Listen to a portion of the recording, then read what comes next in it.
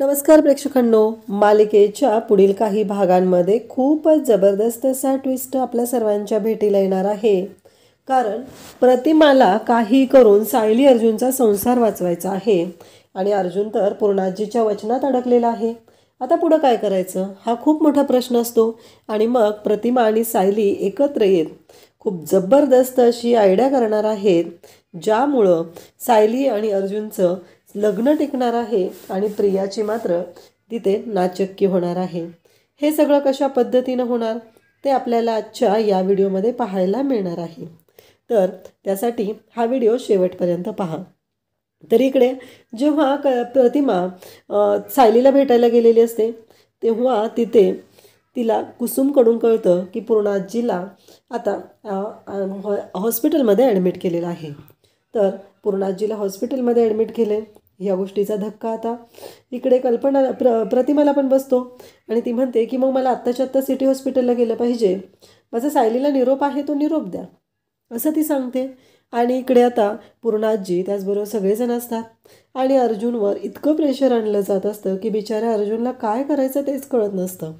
कारण हे सगळेजण त्याच्यावर एवढं प्रेशर आणत असतात, त्याला एवढं प्रेशराईज करत असतात की तू वचन दे, आत्ताच्या आता पूर्णाजीला वचन दे, पूर्णाजीला वचन दे. पूर्णाजी पण नाटक केल्यासारखं चाललेलं असतं हे सगळं.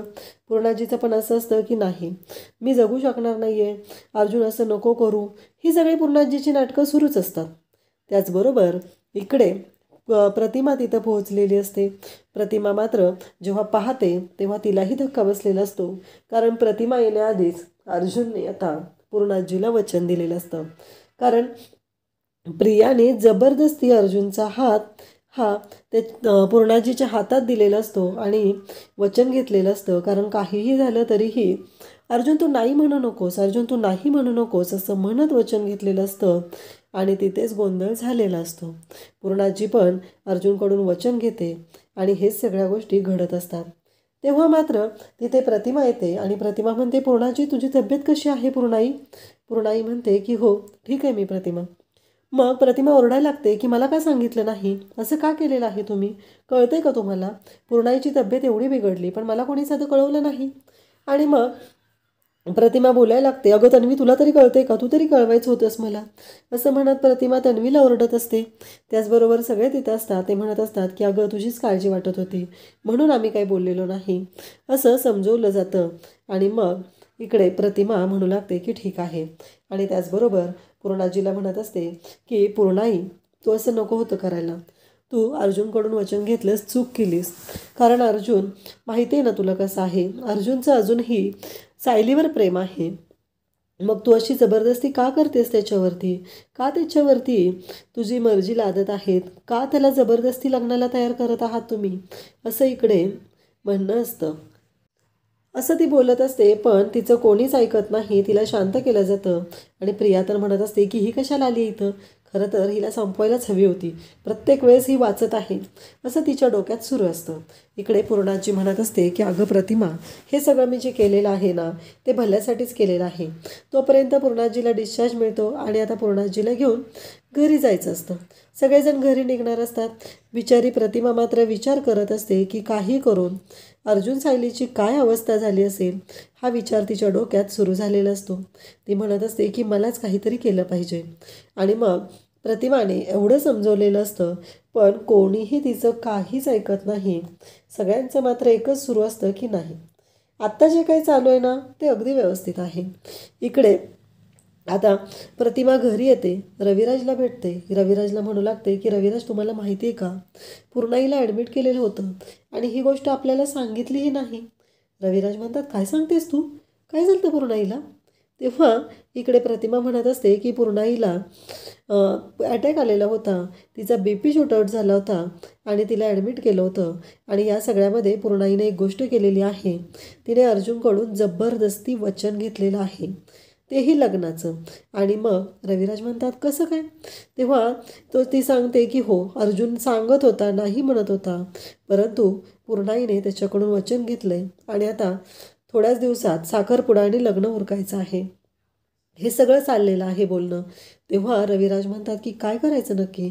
इकडे प्रतिमा म्हणत असते की हे बघा रविराज, मी ना त्या सायलीचा विचार नाही करत, तुम्ही सगळेजण तिच्याबद्दल चुकीचा विचार करता किंवा तिला चुकीचं ठरवता, हे सगळं मला माहिती आहे. मी एकटी तिच्या बाजूने आहे हेही मला माहिती आहे.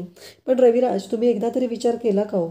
मला सांगा, अर्जुनचं जर आपल्या तन्वीवर प्रेमच नाही, अर्जुन स्पष्टपणे सांगत आहे की त्याला तिच्यामध्ये जरासाही इंटरेस्ट नाही, तर आपल्या मुलीचं वाटोळं आपण आपल्या हाताने का करतोय? एकासोबत 3 जीवांचं वाटोळं होणार आहे हे लक्षात का येत नाही? आपल्या मुलीच्या हट्टासाठी आपण असं का वागतोय? हे सगळं प्रतिमा रविराजला बोलत असते. तिचं असं म्हणणं असतं की रविराज, तुम्ही तरी शांतपणाने विचार करा ना, कारण मी प्रत्येक वेळेस प्रत्येकाला समजवण्याचा प्रयत्न करत आहे, पण कोणीही माझं ऐकत नाही. तेवढ्यातच प्रिया घरी आलेली असते. प्रिया म्हणत असते की आई, तू बाबांना काही पण भडकवू नकोस. बाबांनी माझ्या लग्नाला परवानगी दिलेली आहे आणि आत्ता तू बाबांना हे सगळं सांगत आहे. तेव्हा प्रतिमा म्हणते की अगं तसं नाही आहे तन्वी बाळा, कारण तुझ्या लक्षात येत नाही आहे, आयुष्य घालवायचं आहे तुला त्याच्यासोबत, असं का विचार करतेस तू? रविराजला मात्र प्रिया म्हणत असते की बाबा, तुम्ही आईला समजवा, मला हे अजिबात पटत नाही आईचं वागणं, कारण तिला प्रत्येक वेळेस त्या सायलीची बाजू घ्यायची असते, तिला माझ्याबद्दल काही वाटतच नाही.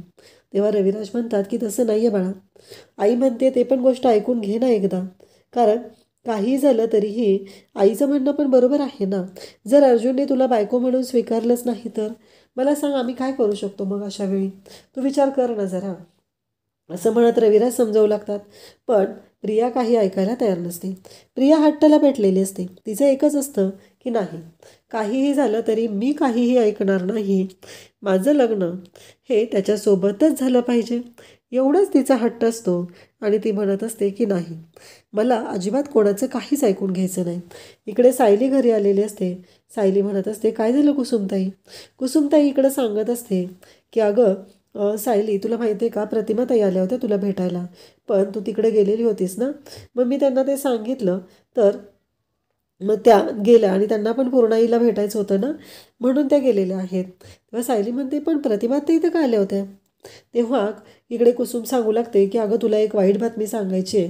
सुभेदारांच्या घरी अर्जुन आणि प्रियाचं लग्न ठरवलेलं आहे आणि येत्या 2 दिवसात साखरपुडा आणि त्यानंतर लगेच लग्न होणार आहे. हे ऐकल्यावर सायली म्हणते, हो मला कळलं, आणि पूर्णाजीने अर्जुन सरांकडून वचनही घेतलेलं आहे. हे ऐकल्यानंतर सायलीला आणि कुसुमताईला दोघींनाही धक्का बसलेला असतो. आणि तेवढ्यात प्रतिमा पुन्हा तिथं आलेली असते. प्रतिमा म्हणते की सायली, मी तुला पुन्हा भेटायला आलेली आहे. मला माहिती आहे की तुझं अर्जुनवरती प्रेम आहे आणि म्हणूनच मला तुझ्याशी बोलायचं आहे, कारण मी घरी सगळ्यांशी बोलून बघितलेलं आहे, पण कोणालाच माझं म्हणणं पटत नाही आहे. त्यामुळं मला तुझ्याशी बोलायचं आहे, म्हणून मी इथं आलेली आहे. मला एक सांग की तू काय करायचं ठरवलं आहे? तेव्हा सायली म्हणते, प्रतिमात्या काय करणार आहे मी आता, तुम्हीच सांगा मला, माझ्या हातात तर काहीच राहिलेलं नाही आहे. प्रतिमात्या म्हणतात की नाही नाही सायली, सगळं तर तुझ्या हातातच राहिलेलं आहे, अजूनही गोष्टी तुझ्या हातात आहेत. तेव्हा इकडे सायली म्हणू लागते, असं कसं म्हणता तुम्ही? तेव्हा प्रतिमा म्हणते की हे बघ, पूर्णाईने अर्जुनला वचनामध्ये अडकवलेलं आहे, तुला नाही. अर्जुनला वचन दिलेलं आहे, अर्जुनकडून वचन घेतलेलं आहे, तुझ्याकडून नाही. आता जर हे लग्न तुला वाचवायचं असेल तर ते फक्त आणि फक्त तुलाच वाचवावं लागणार आहे.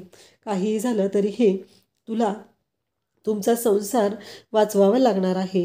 इकडे आता रविराज प्रियाची समजूत घालत असतात. तिला म्हणत असतात की तू चुकीचा विचार करतेस बाळा, काहीही झालं तरीही तू अशा पद्धतीने विचार नको करूस, कारण तुझ्या लक्षात येत नाही आहे, असं म्हणत ते समजूत घालत असतात. पण इकडे प्रिया पण ऐकायला तयार नसते. ती म्हणत असते की नाही बाबा, काहीही झालं तरीही मला अर्जुनशीच लग्न करायचं आहे. जर मी अर्जुनशी लग्न केलं नाही तर मी दुसरं कोणाशीही लग्न करणार नाही. मी आयुष्यभर अशीच राहील, पण मी दुसरं लग्न करणार नाही, असं ती बोलत असते. रविराजने खूप समजवण्याचा प्रयत्न केलेला असतो, पण प्रियाला ऐकूनच घ्यायचं नसतं. आता ऐन साखरपुड्याचा दिवस येतो. सगळेजण असतात आणि इकडे प्रतिमाने मात्र एक भन्नाट आयडिया दिलेली असते, ती म्हणजे सायलीला. कारण काही झालं तरी सायलीच हे लग्न थांबवू शकते हे प्रतिमाला माहिती असतं. सगळी तयारी जोरदार झालेली असते. घरातले सगळे खुश झालेले असतात, कारण आता इकडे सगळ्यांना सायली त्या घरामध्ये नको असायची आणि आता सायली नाही आहे, त्यामुळं त्यांच्या सगळ्यांना भारी वाटत असतं. त्यांच्यासाठी तर त्यांची तन्वी त्या घरामध्ये सून बनून येत आहे. कोणाला नणंद म्हणून तन्वी हवी आहे, कोणाला भाऊजाई म्हणून हवी आहे. सगळ्यांची लाडकी तन्वी त्या घरात येत आहे. त्यांना मात्र खूप आनंद होत असतो. परंतु त्यांना कुठं माहिती असतं की तन्वी घरात येणार आहे म्हणजे त्यांच्या घरामध्ये एक अवदसा येणार आहे आणि सगळ्यांच्या आयुष्याचं ती वाटोळं करून जाणार आहे.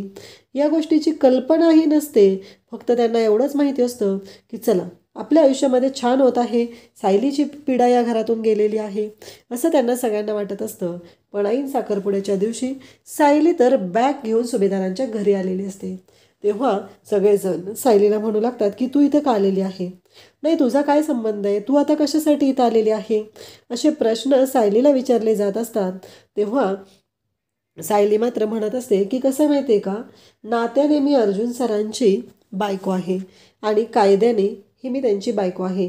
त्यामुळं तुम्ही मला कोणीच विचारू शकत नाही की मी इथं का आलेली आहे. या घरावरती मी या घरची सून एवढा माझा अधिकार आहे आणि त्या अधिकाराने मी इथं कधीही येऊ शकते आणि कधीही जाऊ शकते. हे ऐकल्यानंतर सगळ्यांना धक्का बसलेला असतो. तेव्हा तिथे सगळेजण तिला म्हणू लागतात की म्हणजे तुला म्हणायचं आहे काय नक्की. तेव्हा सायली सांगते की हो, मी जे काय सांगत आहे ते तुम्हाला सगळ्यांनाच कळत आहे. मी इथे अर्जुन सरांची बायको म्हणून आलेली आहे आणि आता तुम्ही हा जो काही साखरपुडा वगैरे करत आहात ना, हा थांबवायचा आहे. कारण अर्जुन सरांची पहिली बायको जिवंत आहे आणि अजूनही तिने अर्जुन सरांना इथे घटस्फोट दिलेला नाही आणि तुम्ही हे लग्न करायला निघालेला आहात. माझा आणि अर्जुन सरांचा घटस्फोट झालेला नाही आणि तरीही तुम्ही जर अर्जुन सरांचं दुसरं लग्न लावत असाल तर मला विचार करावा लागणार आहे. हे सगळं बोलणं सुरू असतं. सगळ्यांना धक्का बसलेला असतो. सगळेजण म्हणत असतात काय बोलतेस तू. तेव्हा प्रिया म्हणते की तुम्ही सगळेजण बाजूला व्हा, मी बघते तिला एकटी मी बघते तिचं काय करायचं ते. सायलीचा हात धरते आणि सायलीला घराच्या बाहेर काढत असते. आत्ताच्या आत्ता तू बाहेर हो. तेव्हा सायली म्हणते की माझा हात सोड. कसं आहे, माझा हात तुझ्यावर उचलण्याआधी इथे पोलीस येतील आणि तुला फरफटत घेऊन जातील एवढं लक्षात ठेवायचं आहे. माझा हात सोडायचा आणि बाजूला व्हायचं असं सायली तिला सांगत असते. तेव्हा सगळ्यांना धक्का बसलेला असतो. सगळेजण म्हणत असतात ही काय बोलते. म्हणजे हे सायलीचं जे रूप आहे ते सगळेजण पहिल्यांदाच पाहत असतात. तेव्हा कल्पना म्हणते की बाद झालं, माझ्या मुलाच्या आयुष्याचा जेवढा तमाशा करायचा होता तेवढा झालेला आहे. तेव्हा सायली म्हणते तुमच्या मुलाच्या आयुष्याचा तमाशा मी केलेलाच नाही आहे, उलट तुम्ही माझ्या आयुष्याचा तमाशा केलेला आहात एवढं लक्षात ठेवा. कारण तुम्ही मला हाताला धरून घराच्या बाहेर काढलं, माझं आणि अर्जुन सरांचं लग्न मोडलं, तरीही मी काहीच बोलले नाही, मी शांत राहिले आणि तरीही तुम्ही आत्ता सगळेजण मला बोलत आहात की तुमच्या आयुष्याचा तमाशा केला आहे. पण आता बघा रविराज सर, तुम्हाला एक कॉल येईल कारण तुम्ही मला काका म्हणायचं नाही असं सांगितलेलं आहे ना, आणि म्हणूनच मी तुम्हाला रविराज सर म्हणते. तुम्हाला एक कॉल येईल आणि त्या कॉलमध्ये तुम्हाला कळेल की काय झालेलं आहे. सगळेजण पाहू लागतात. रविराजला तेवढ्यातच एक कॉल येतो आणि त्या कॉलवरती रविराजला असोसिएशन म्हणजे लॉयर्स असोसिएशनकडून कॉल आलेला असतो आणि त्यावरती ते सांगत असतात की रविराज किल्लेदार, आम्ही जे ऐकतोय ते खरं आहे का. तुम्ही तुमच्या मुलीचं लग्न ॲडव्होकेट अर्जुन सुभेदार यांच्याशी करत आहात. तुम्हाला माहिती आहे का ॲडव्होकेट अर्जुन सुभेदार यांची बायको जिवंत आहे, त्यांचं पहिलं लग्न झालेलं आहे. तुम्हाला माहिती आहे का तुमची वकिली आणि ॲडव्होकेट अर्जुन सुभेदार या तुमच्या दोघांचीही वकिली गोत्यात येऊ शकते. तर तुम्ही हे लग्न का करत आहात हा प्रश्न विचारला जात असतो. तेव्हा रविराजला धक्का बसतो आणि इकडे प्रतिमा मात्र तिची बाजू घेत असते आणि ती म्हणत असते की आपण जे काय करत आहोत ते चुकीचं आहे. याच्यामध्ये सायलीने जर केस केली तर पूर्णाई तुझ्यासहित आपण सगळेजण जेलमध्ये जाऊ शकतो. कारण आत्ता काही झालं तरी हे लग्न आपण करू शकत नाही. त्याचवेळी आता सगळ्यांच्या समोर रविराज तिथे येतो आणि म्हणतो की बाद झाला तेवढा तमाशा पुरेसा झालेला आहे, आता काही झालं तरी हे लग्न होऊ शकत नाही असं रविराज सगळ्यांना सांगत असतो. प्रियाला म्हणत असतो की बाद झालं तन्वी, कारण आता तुझं एकूण अजून काय काय करायचं आहे तेवढं सांग, कारण मीडियामध्ये ही बातमी पसरलेली आहे आणि जर मीडियावाल्यांनी याला उचलून धरलं तर आपल्या सगळ्यांना दोन्ही घरच्यांना जेलमध्ये जावं लागेल. आणि इकडे प्रतिमा मात्र नाटक करत असते की सायली प्लीज आमच्यावर केस करू नको, तू आमच्या बाबतीत असं नको करू, असं नाटक प्रतिमाचं चालू झालेलं असतं. आणि सायलीला ती म्हणत असते की बघ, आणि इकडून तिला डोळा पण विचकवून सांगत असते की बघितलंस ना आपला प्लॅन वर्क झालेला आहे. आणि आता सायली हक्काने सुभेदारांच्या घरी राहत असते कारण ती अजूनही अर्जुन सरांची बायको आहे असा अधिकार तिने गाजवलेला असतो आणि सगळेजण पाहतच राहतात। रविराजने तर स्वतःहून आता प्रियाचं लग्न मोडलेलं असतं आणि तिला सांगितलेलं असतं की आत्ताच्या आत्ता चल, या घरातून आपल्याला जायचं आहे। आणि आता स्वतःहून लग्न मोडून रविराज घेऊन गेलेला असतो आणि त्याने सांगितलेलं असतं की काहीही झालं तरी हे लग्न आता होऊ शकत नाही। सगळेजण पाहतच राहतात। रविराजने तर प्रियाच्या हाताला धरून फरफटत तिला घेऊन गेलेला असतो। तर आता असं जर झालं तर आपल्या सर्वांच्या खूपच फायद्याचं होणार आहे। रविराजने प्रियाला फरफटत घरी नेलं पाहिजे आणि त्याचबरोबर हे खरंच जी प्रतिमाची आयडिया आहे ती कशा पद्धतीने वर्क होईल का हे सायलीला पडलेलं स्वप्न असेल हे आपल्याला पुढे पाहायला मिळेल। अशाच अपडेटसाठी चॅनलला सबस्क्राईब करा। थँक्यू।